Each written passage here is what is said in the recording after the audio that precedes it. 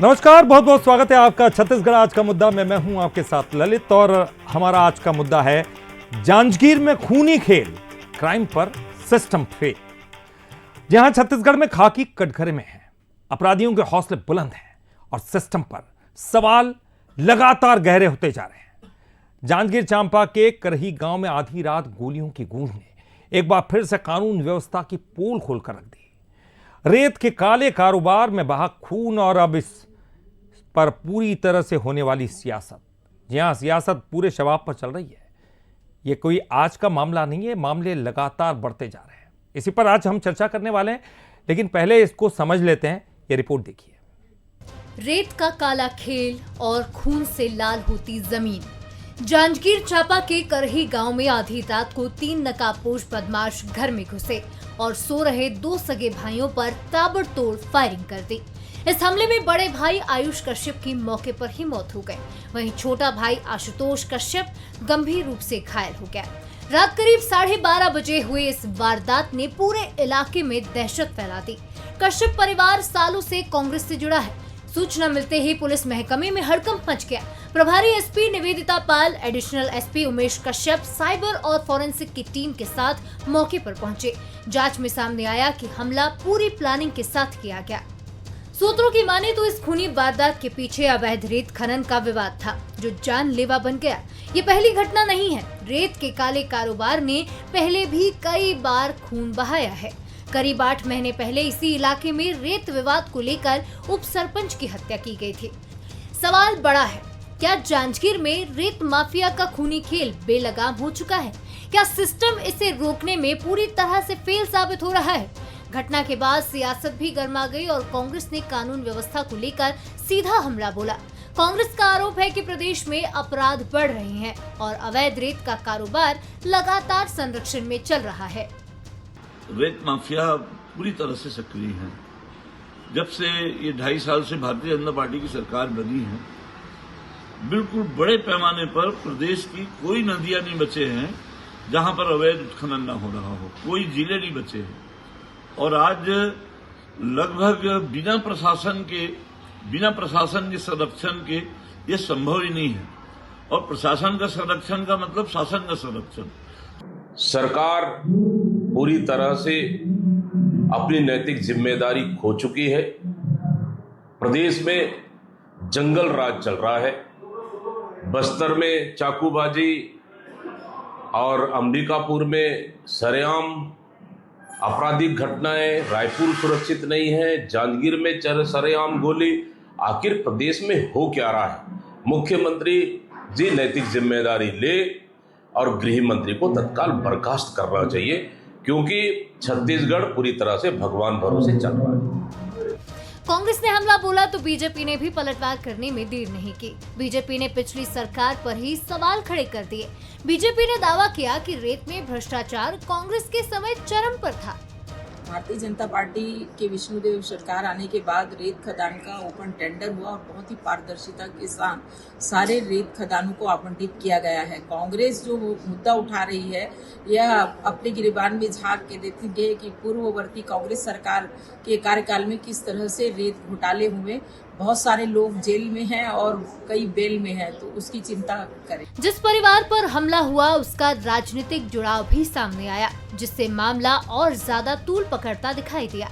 करही गोलीकांड ने एक बार फिर से साफ कर दिया है कि जांजगीर में खूनी खेल जारी है और क्राइम के सामने सिस्टम कहीं न कहीं फेल नजर आ रहा है।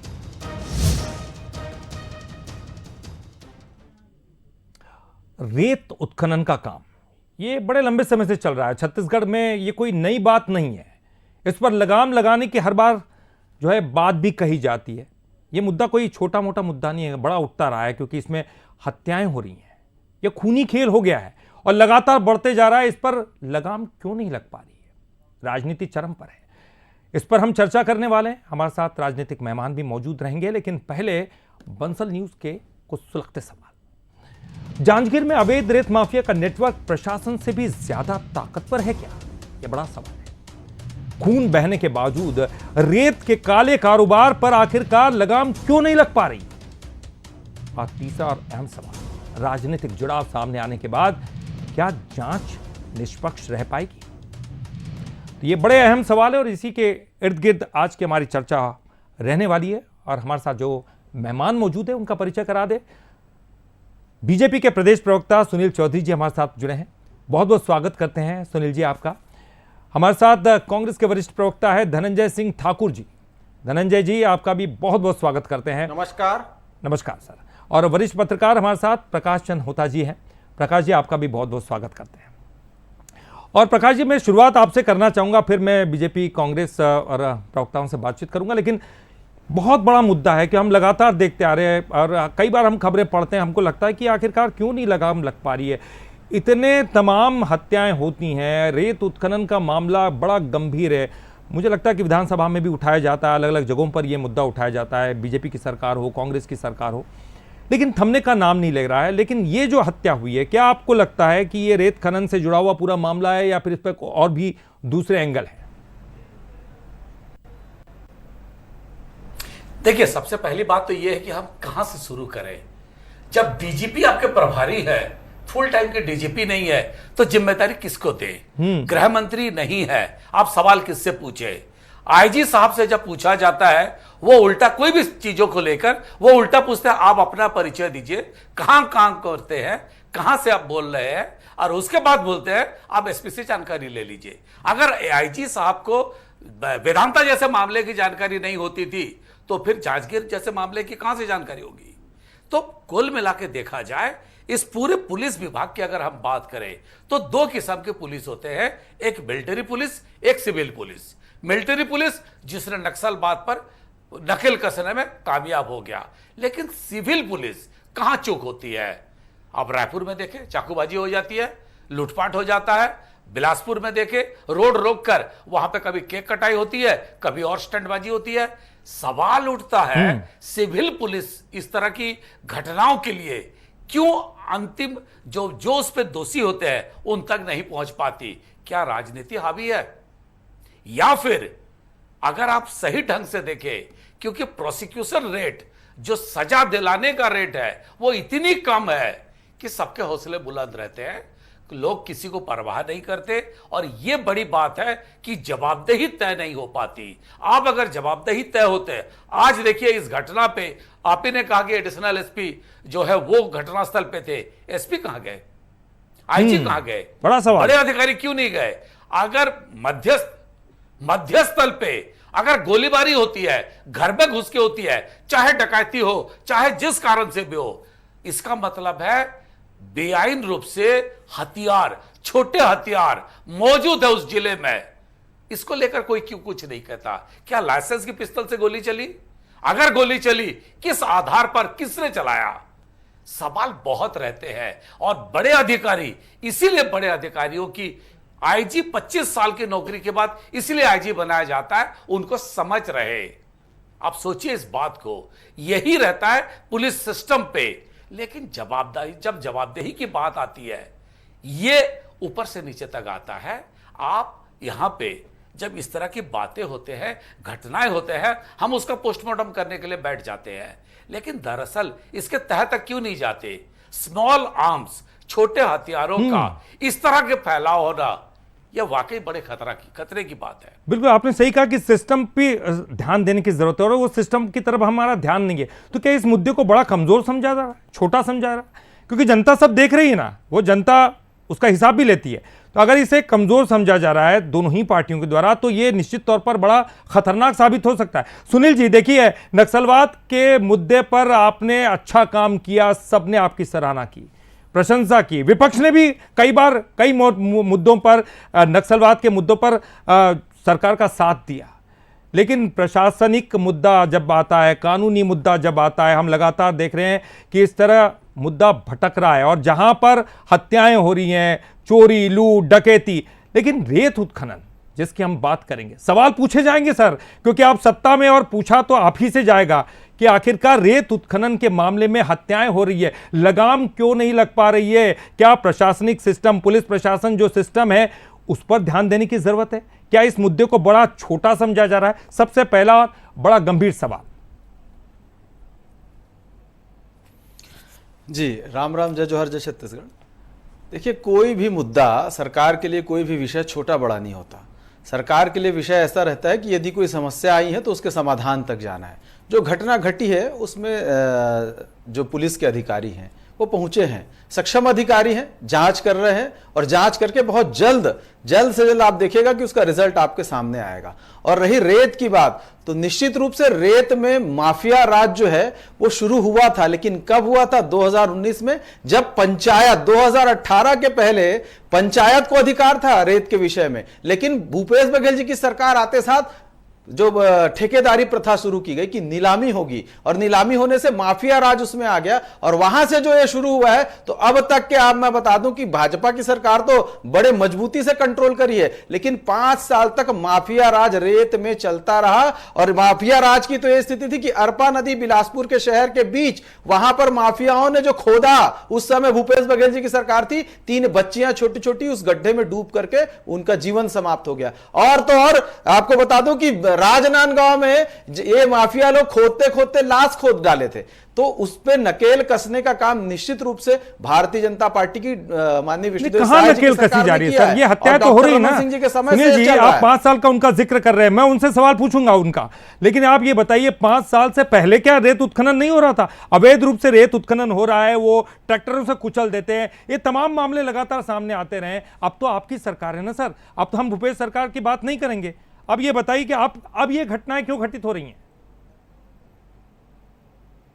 नहीं, अभी तो घटनाओं में, अब मैं बताऊं कि घटनाओं में बहुत कमी आई है। रेत को लेकर के घटनाओं में लगातार कमी आई है। जहां पर आप देखेंगे कि पिछली सरकारों के समय में लगातार, भूपेश बघेल जी के समय में तो रोज रोज एक सुनाई देता था कि यहां पर ट्रक है। भाई स्थिति यह थी कि दिन में जो है वो कानून चलेगा और रात में माफिया चलेगा। दिन में जो है वो ट्रकों को पकड़ लेते थे, लेकिन रात में हजारों के हजार ट्रक माफिया लोग जो है, रेत माफिया, वो पार करवा देते थे। भ्रष्टाचारी सरकार थी, तो लेकिन ठेकेदार सिस्टम उस आपने पर बदल दिया पूरी सर? तरीके से नकेल कसने का काम किया है। और ये अगर कोई घटना घटी है, निश्चित रूप से घटी है, मैं तो स्वीकार कर रहा हूं कि घटना घटी है। इस पे जांच का विषय है कि रेत का विषय है, कोई अन्य विवाद का विषय है, ये तो जांच के तथ्य जब सामने आएंगे तब है। आप कह रहे हैं तो उस बात को मान रहे हैं, लेकिन अभी जांच होगी, क्या कारण है, क्यों घटना घटी, जांच होगी तो आप बात कर रहे हैं, लेकिन किस प्रकार के लोग हैं, सारी बातें। धनंजय जी, मैंने तो उनसे सवाल पूछा, बड़ा तगड़ा सवाल पूछा, लेकिन उनका यह कहना है, क्योंकि यह कहा जा रहा है कि 5 साल पहले, जब 5 साल तक आपकी भी सरकार रही है, और उस सरकार में भी अवैध रेत उत्खनन का मुद्दा काफी गर्माता रहा है,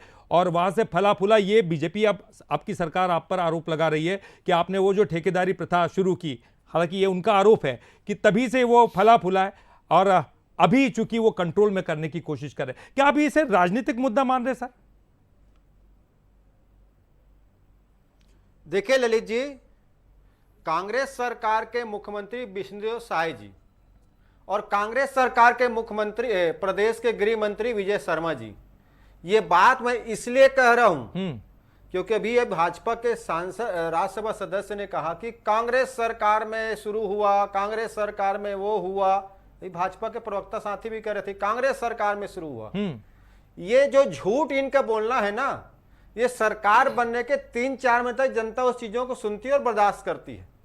2.5 साल हो गया, 2.5 साल ये कह रहे हम नकेल कस रहे हैं, पर वो नकेल बन ही नहीं पा रहे नकेल, क्योंकि नकेल जैसे बनाने की कोशिश करते हैं, इनके दिल्ली वाले नेता का 1500 करोड़ का वो फरमान जारी हो जाता है। अरे कितनी शर्म की बात है, प्रदेश के गृह मंत्री को प्रदेश की चिंता नहीं है, घर तो संभाल नहीं पा रहे हैं, बंगाल में जाके घड़ियाली आंसू बहा रहे हैं, झाल मुड़ी खा रहे हैं। एक नकाम और नक्कारा गृह मंत्री है।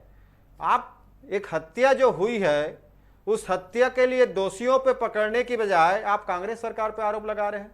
अभी पिछले हफ्ते की घटना बता रहा हूं ललित जी, सरकारी अमला के ऊपर जो वन विभाग का जो अमला था ना, वो वन विभाग के अंदर में फॉरेस्ट के जो गार्ड है जाकर रेत खनन वाले को पकड़ने गए थे, उनपे हमला करते रेत के तस्कर लोग। आप चले जाए मंदिर सौर के पास, शराब माफिया को पकड़ने गए थे, पुलिस वाले थानेदार जान बचाकर भाजे। मैं तो भगवान का शुक्रगुजार हूं कि महिला जो उसमें अधिकारी शामिल थे उनके साथ कोई अनहोनी नहीं हुई है। यह सिर्फ इसलिए हो रहा है कि इस प्रदेश का गृह मंत्री निकम्मा है। इस बात को कहने मुझे कोई गुरेज नहीं है। अभी हमारे पत्रकार महोदय ने कहा ना, पूर्णकालिक डीजीपी है नहीं। आईजी से जब सवाल पूछते पत्रकार तो आईजी बोलता है आपका पता बताइए, आपका आईडी दिखाइए। तो इतने जिम्मेदार जब लोग रहेंगे तो कानून व्यवस्था मजबूत कैसे होगी? सबसे पहले तो गृह मंत्री की इस्तीफा देना चाहिए, फिर डीजीपी की नियुक्ति होनी चाहिए, और रेत तस्करों को जो भाजपा नेताओं ने संरक्षण आपकी दिया है, सरकार होती सर, जो उससे आपकी अवैध सरकार कमाई होती करके तो आप अपने इसे दिल्ली कैसे से बड़े कंट्रोल नेताओं को करते? पहुंचा रहे हैं। महासमुंद तो आपको याद होगा ललित जी, महासमुंद तो आपको याद है ना, पूरा रेत का टीला बन गया था, टीला। हमारे प्रदेश अध्यक्ष जी गए थे चेक करने, और आप कह रहे हैं कि कांग्रेस सरकार में जो नियम बदला गया 2.5 साल में, आपको नियम बदल देना था। आप अपनी नाकामी और अपने भाजपा के तस्करों को बचाने के लिए आप हम पे आरोप लगा रहे हैं। अरे ठीक है, हमारा नियम पसंद नहीं आया था, आपने बिजली बिल योजना बंद कर दी ना लोगों को प्रताड़ित करने के लिए, आपने बंद कर दिया ना रजिस्ट्री में 30% छूट देने वाला, तो आपको रेत तस्करी के नियम बदल देना, रेत के खोदने का नियम बदल देना था। क्यों नियम आपने नहीं बदला? क्योंकि वहां विष्णु को भोग मिलता है, क्योंकि वहां भाजपा को चंदा मिलता है, सर, और 1500 करोड़ भाजपा नेताओं को ठीक है। पहुंचाने का पैसा मिलता है। हत्या हुई, इस हत्या के लिए सिर्फ गृह मंत्री विजय शर्मा जिम्मेदार है, विष्णु साय जी जिम्मेदार है। नहीं, क्या होना चाहिए फिर? क्या होना चाहिए सर? आपकी सरकार होती तो आप क्या करते? कंट्रोल में तो पुलिस प्रशासन करता है ना सर, कंट्रोल में कैसे होगा? क्या आपको, आपका ये कह रहा है कि राजनीतिक संरक्षण मिल रहा है उनको? गृह मंत्री, बिल्कुल राजनीतिक संरक्षण मिल रहा है उनको। गृह मंत्री जी और मुख्यमंत्री जी क्या कर रहे हैं? अगर इतनी घटनाएं हो रही है, अगर नहीं संभाल पा रहे, गृह मंत्री जी क्यों नहीं हटाते हैं? क्यों पुलिस के अधिकारी पे कार्रवाई नहीं होता? क्यों आईजी पे कार्रवाई नहीं होता? क्यों इस पे कार्रवाई नहीं होता है? अगर कहीं घटना होती है, आप किसी पे कार्रवाई नहीं करते। प्रशासन नाम की चीज नहीं आपके प्रदेश में। अपराधी खुलेआम घूम रहे, सरकारी अमला पे हमला हो जाता है, वन विभाग के फॉरेस्ट गार्ड के ऊपर हमला होता है, पुलिस विभाग पर हमला होता है। आप क्या कर रहे हैं? भाजपा के नेत्री जो पार्षद है, परसों उस पर हमला हो गया। तो कानून नाम की चीज नहीं है।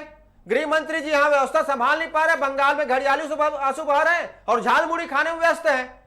तो ये तो स्थिति प्रदेश की। भगवान भरोसे लोग जीवित हैं, यहाँ पर सुरक्षित महसूस कर रहे हैं। कोई ठिकाना है कब किसके ऊपर चाकू चल जाए, कब किसके घर में गोली चल जाए, किसके घर में कब अपराधी पहुंच जाए?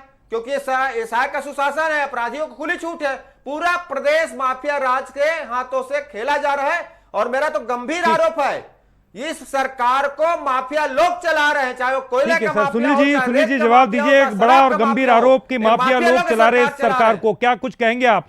आपने तो आरोप लगाया कि कांग्रेस सरकार में ये रेत माफिया जो अवैध उत्खनन करता है ये फला फूला। आपकी अब सरकार है, आप इसे कैसे कंट्रोल करेंगे? और क्या आपको लगता है कि वहां पर खुद एसपी साहब का मौजूद रहना जरूरी था? और क्या बड़ी कार्रवाई की जाएगी इसके खिलाफ? देखिए, कांग्रेस के मित्र आरोप लगा रहे हैं, ये इनके मंत्री जयसिंह अग्रवाल का पत्र है। मुझे पता था ये कहेंगे, मैं लेके आया हूं, अगर आप चाहें तो देख लें इसको। मंत्री जयसिंह अग्रवाल ने आरोप लगाया था सरकार के ऊपर, माननीय भूपेश बघेल जी की सरकार के ऊपर। ये पत्र है, सबको पता है, सार्वजनिक भी है ये पत्र, कि माफिया लोग जो हैं वहां पर राज कर रहे हैं छत्तीसगढ़ के अंदर में। जयसिंह अग्रवाल मंत्री रहते पत्र लिखे थे। यही मुझे पता था कि कांग्रेस ऐसे अनर्गल बात करते हैं। और रही बात निकम्मेपन की, तो भूपेश बघेल जी का विधानसभा था कौन? पाटन में ग्राम अमलेश्वर, वहां पर पूरे परिवार की हत्या कर दी गई। महीनों पुलिस पता नहीं कर पाई कि किसने मारा। बीरनपुर में हत्या हुई, जो है साहू समाज के युवक की, गृह मंत्री थे उस समय तामध्वज साहू जी, गए नहीं। ये नकारा निकम्मे लोग की का उदाहरण जो है ना, ये होता है। और ये जो माफिया की बात कर रहे हैं ना, सारे माफिया तो इनके समय में रहे। कोयले में ये लोग घोटाला करके माफियागिरी किए, ये लोग जाकर के पीएससी में घोटाला करके माफियागिरी किए। बहुत गौठान है, गोबर है, गाय, बहुत सारा घोटाला था, कितना गिनाऊं, सारे लोगों को पता है। लेकिन अभी घटना घटी, लेकिन उसके बाद सरकार ने कार्यवाही मजबूती से किया। जिन लोगों ने भी अपराध किया उन लोगों को उठा करके जेल में डालने का काम किया, उनके खिलाफ मजबूती से कार्यवाही करने का काम किया। पिछली सरकारों में क्या था? भूपेश बघेल जी के समय कोई कार्यवाही ये लोग करते नहीं थे। असल में माफिया को जन्म देने वाली भूपेश बघेल जी की सरकार है, जो ग्राम पंचायत से अधिकार छीन करके ठेकेदारों को दे दी। ग्राम पंचायत को अधिकार था, लेकिन ठेकेदारों के हाथ में गया। ठेकेदारों के हाथ में जैसे गया, छत्तीसगढ़ के रेत में माफिया राज का कब्जा हो गया। और वो माफिया लोगों को खत्म करने का सर, आपने तो सिस्टम को बदला होगा ना सर? पार्टी की वो सिस्टम जो उन्होंने चलाया उसको बदला होगा ना सर? लगातार कमी आई है। और जिस बेशर्मी से कांग्रेसी बोलते हैं, शर्म आना चाहिए कि आईना जरा अपनी ओर देख ले। ठीक है, कि आप धनंजय जी जितने आप उनके ऊपर आरोप लगाएंगे उससे डबल आरोप लेके वो हाथ में बैठे हुए कागज में। जी धनंजय जी, ठीक है ना, ननकीराम कंवर तो कांग्रेस का नेता नहीं है। वो तो साफ साफ बोल दिया, छत्तीसगढ़ में सरकार नाम की चीज नहीं है, वो कांग्रेस के नेता है। उन्होंने जिस कलेक्टर के खिलाफ शिकायत की है, क्या कार्रवाई कर ली है? ननकीराम कंवर खुल के पत्र लिखला पीएमओ को, ये सरकार को, ये मुखिया को हटा देना चाहिए। वो कांग्रेस के नेता है। पूरे एक एक चीज, ब्रिजमोहन अग्रवाल जी तो रोज पत्र लिख रहे हैं, राजेश मुंडे कानून व्यवस्था में सवाल उठा चुके हैं, पुरंदर मिश्री सवाल उठा चुके हैं। और इनके विधायक रिकेश सेन को तो जान से मारने की धमकी मिल गया है। बालोद में जो जज है उसको जान से मारने की धमकी मिल गया है। और ये सहायका सुशासन की डपली बजा रहे हैं, मोदी गारंटी बजा रहे हैं और झालमुड़ी खाने में व्यस्त हैं। और यहाँ एक पति पत्नी विवाद होता है और विष्णु के शराब पीकर, विष्णु के शराब को पीकर उस महिला की गला काट दी जाती है। ये सरकार इतने शराब बेच रही है, एक महिला जिसकी गला काट दिया जाता है और उसको लेकर उसका पति घूम रहा है। और ये सहायक का सुशासन है। ये मोदी की गारंटी है महिलाओं को कि शराब के नशे में लोग घर के लोगों की हत्या कर देंगे। अरे पूरा माफिया राज है, दिल्ली से लेकर छत्तीसगढ़ तक डबल इंजन के सरकार माफिया चला रहे हैं, चाहे कोल माफिया हो चाहे पूंजीपति माफिया बनकर आए हुए हैं। और आपने बोला रेत में नियम बदला गया, सुन लो। तो 2.5 साल में क्यों नियम नहीं बदला? पानी पी लो। 2.5 साल में नियम क्यों बदला? क्यों? विष्णु साहब को पैसा मिल रहा है इसलिए, विष्णु भोग मिल रहा है इसलिए, शराब मिल रही है। अरे पानी तो विष्णु साहब को पीना चाहिए और गृह मंत्री को तो तत्काल इस्तीफा देना चाहिए, क्योंकि माफिया के संरक्षक ये सरकार है और ये सरकार को माफिया चला रही साबित हो गया है। रेत के माफिया, शराब के माफिया, गांजा के माफिया, पूरे सरकार चला रहे हैं। रिमोट जो है का रिमोट पत्र दिखा रहे हैं धनंजय जी, माफिया के नाच में सरकार नाच रही है। किसका पत्र दिखा रहे हैं? डरी हुई है। सुनील जी किसका पत्र दिखा रहे हैं? बता दिया था कौन माफिया था। ननकीराम कंवर, जय सिंह अग्रवाल ने बताया था कौन माफिया था। हटा देना चाहिए। जय सिंह अग्रवाल का पत्र दिखा रहे हैं आपको। मंत्री रहते बताया था कौन माफिया था। यही मोदी की गारंटी है। ठीक है सर, ठीक है सर, ठीक है, ये सब चलता रहेगा। दोनों एक दूसरे पर आरोप लगा रहे हैं और निश्चित तौर पर होता जी। प्रकाश जी देखिए, हम देखते आ रहे हैं कि रेत माफिया जो है वो कितना बलवान है, कितना ताकतवर है। दोनों ही पार्टियों की सरकार आई लेकिन कंट्रोल कोई नहीं कर पा रहा है। ये तो निश्चित ही कि किसी ने किसी का संरक्षण तो है, किसका है नहीं कह सकते। दोनों ही पार्टियों के बड़े नेता हैं, सरकार जिसकी आती है उसका हो न हो, लेकिन किसी बड़े व्यक्ति का संरक्षण के बगैर कानून के खिलाफ जाकर कोई बड़ा माफिया काम करने लग जाए और उस पर कोई कंट्रोल ना हो पाए, ये संदेह तो व्यक्त करता है। कहां कमी है सर? कोई सिस्टम ऐसा बनना चाहिए। क्या सिस्टम का ये बड़ा फेल्यूर है कि हम उसको कंट्रोल नहीं कर पा रहे? वो लगातार आते हैं, हत्याएं कर देते हैं और इतना डरा धमका देते हैं कि वहां पर जो काम करने वाले कर्मचारी वो तक डरे हुए रहते हैं। कैसे पुलिस प्रशासन वहां काम करने जाएगा? कहीं कहीं हमने देखा ट्रैक्टरों से किसी को कुचल दिया जाता है, लोगों को मार दिया जाता है। कंट्रोल कैसा होगा? क्या समाधान आपको दिखाई देता है सर? ललित जी देखिए, अब ये ना कहें कि राजनीतिक संरक्षण से ये फलते फूलते हैं। पहले ये अपने आप को बनाते हैं, फिर सत्ता में जो भी आए या वहां के जिस नेताओं का वर्चस्व रहता है वो उसी के संरक्षण में आ जाते हैं या उनके सहभागिता करवा देते हैं। वो किसी ना किसी बड़े नेता के छोटे भैया को पकड़ लेते हैं और उसी से वो अपने धंधा को आगे चलाते हैं। सवाल उठता है, ये जो मामला है, सरकार कहीं नहीं कहती कि आप इस तरह की घटना को घटित कराओ। ये है जो वहां पे स्थानीय प्रशासन है उसका ये सब जवाबदेही होती है। अगर जैसे मैंने कहा छोटे हथियार अगर शहर के अंदर या इलाके में है, वो आया कहां से? गोली चली, बंदूक आया कहां से? इतनी हिम्मत कहां से हुई कि कोई घर घुस के गोली चलाया? और उसके बाद हमारा रिएक्शन क्या था? अगर घटना हुई, देखिए अपराध अपराधी करेगा, लेकिन उसके बाद पुलिस के रिएक्शन तो आपका ये कहना है कि स्थानीय जो प्रशासन है वो इन घटनाओं से वाकिफ था, लेकिन वो समय रहते कार्रवाई करने में उससे चूक हुई? जी सर। सुनिए, यही तो दिक्कत है ना कि अगर घटना होता है, गोलीबारी होती है, कोई ना कोई तो तत्काल पुलिस को इन्फॉर्म किया होगा। बराबर। उस इलाके में सीसीटीवी लगे होंगे, उस सीसीटीवी का क्या हुआ? अगर सीसीटीवी नहीं है तो क्यों नहीं है?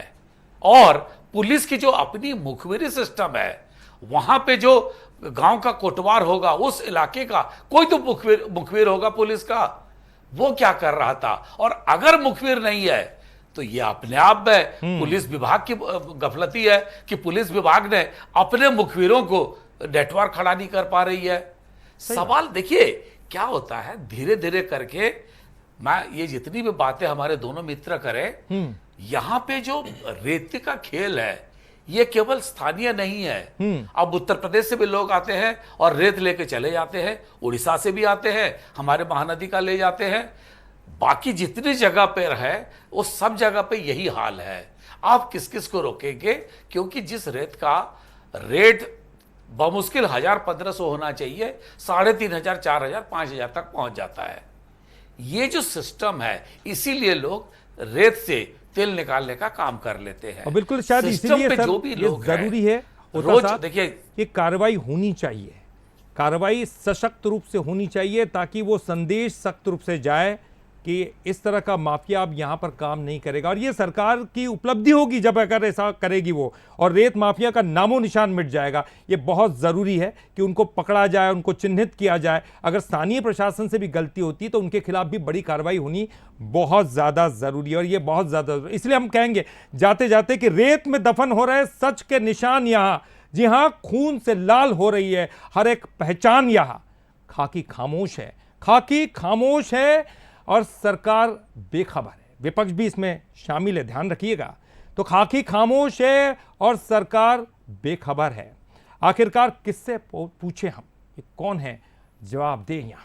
बहरहाल बहुत बहुत शुक्रिया आप तीनों का, बहुत बहुत शुक्रिया इस खास डिबेट में शामिल होने का। और इसी के साथ इस खास पेशकश में फिलहाल के लिए इतना है, लेकिन कहीं मत जाइएगा क्योंकि बंसल न्यूज पर खबरों का सिलसिला लगा।